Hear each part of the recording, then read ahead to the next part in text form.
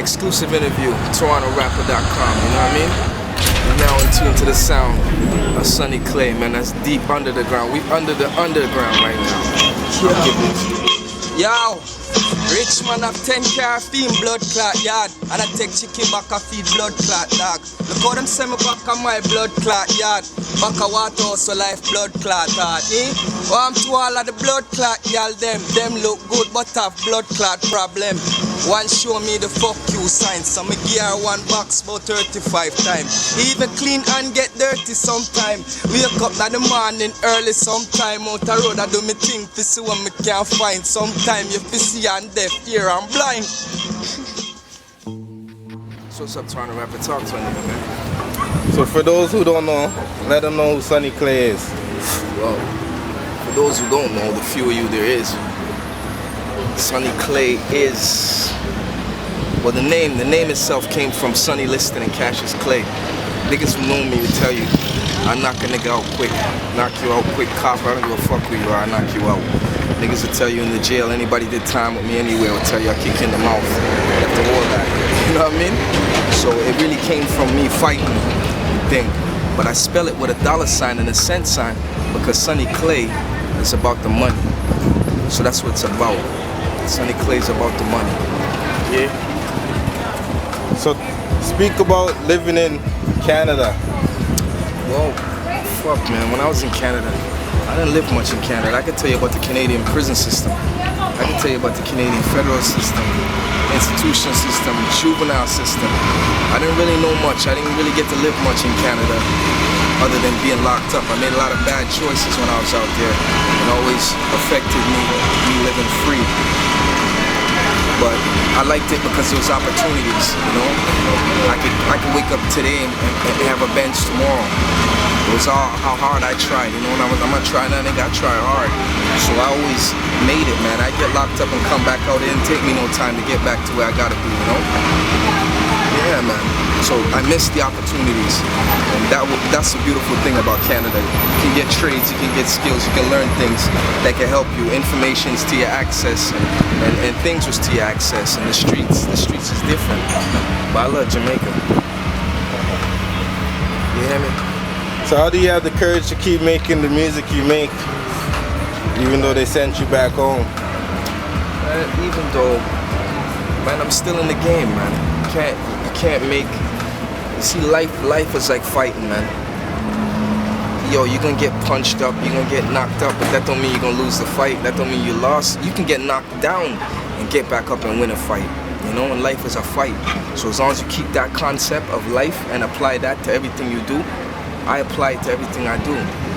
So I applied fighting to the music, and I learned that the music is a fight, man. You got haters, you got people trying to steal your shit.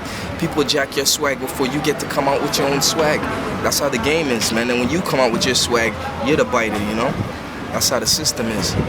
But you gotta keep going, no matter what. So that's what keeps me going.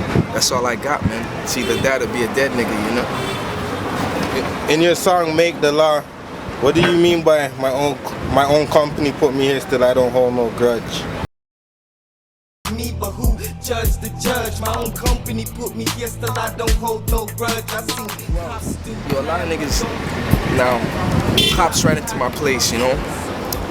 Found some guns, some rifles, and some handguns, and some walkie-talkies, and some bulletproof vests, and some zip ties, and all kind of home invasion paraphernalia. But it was my own, the investigation was set up by my own record company and my own friends. A lot of the people I broke bread with and made money with and robbed people with and did things with, these were the same people that put this scenario around me. And you know, I made me fall victim to it, you know? But it ain't nothing, because that's life. And a lot of them same people that fucked me up, believe it or not, they still doing things for me, you know? So I grew up and learned as a man that, yo, sometimes not. Let me tell you a quick story. Yo, there's a bird flying south for winter, but he was late. So the bird froze up and he fell, and a cow came and shit on the bird. And the bird, because the shit was warm, the bird got out the shit, he was happy, and then a fox came and ate the bird, you know? And the moral of this thing is not everybody that shits on you means you bad, and not everybody that gets you out of shit means you good. You know what I mean? And if you're good, just keep your mouth shut, you know? You'll be good, you know? So tell them about that songwriting contest you won in America. Oh, well, yo, in 2004, I won the World Songwriting Competition. The first rapper in Canada to ever win. The first person in Canada, period, to ever win the World Champion Songwriting Competition. For a song I wrote called Little Man, I did with my brothers, and I recorded at Marcus Kane's studio, you know, under the management of Rita Mocha at the time. Set that up, and a man named Organs, an artist, respect Organs, big up. He put the thing together, put the contest out there, and I won. Now in 2005, I was second place for a song I had, Cowboy. So in 2004, I was first place, and 2005, I was second place, you know? Doing it, man. The first time for a Canadian ever to do anything like that. Turns out I wasn't even a Canadian, you know? I'm a Jamaican. Tell that to the immigration, man. You know? They didn't even care. You know? Tell them a little about the soundtrack you had on Need for Speed. Well, I got a track, My Hood, which you can see on YouTube. You go to YouTube, you see it, My Hood video, official video. It's a track I did about my neighborhood and moving into fucked up neighborhoods, man. Because I lived in Jungle, Bay Mills, Tuxedo Court, Markham Neglinton, Parkdale, Regent, Sherburne and Dundas. Like, we've been to every neighborhood in Toronto possible. Rexdale Ways, every man knows me. I pass through everywhere, niggas will tell you. And that was my hood. My hood was all the hoods I went to. So I made this track, you know. And it got pushed off and people really took it. I had a good management team. They worked it and they got into video game Need for Speed. And it was really big in there. It went into Trailer Park Boys, the movie, and went a couple other places, man. It did really big things for me. Plus a crossover track with the rock and roll, rapping on the rock and roll. And we've been doing that for years, you know? Years. Thank you. Been doing it for years, man. What advice do you have for these rappers coming up in the game now? Rap from your soul. Rap your life. Don't rap your homeboy's life. Don't rap people's life around you. Rap your life.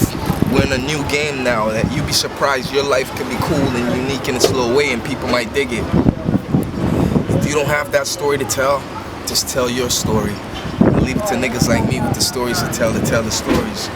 You know, rap your own life, man. You'd be surprised what kicks off nowadays, you know? The world's different. The nerds are cool, you know? So things is different, man. Be yourself. Be yourself and push your own music, you know? Push your own music and still keep your day job. Because a lot of niggas in the game, you might not be the next great one. And you might be just a one-hit wonder, so make sure you have alternative plans, whether it's fashion, or you know, other things, movies, whatever you got, man. You make sure you got a backup.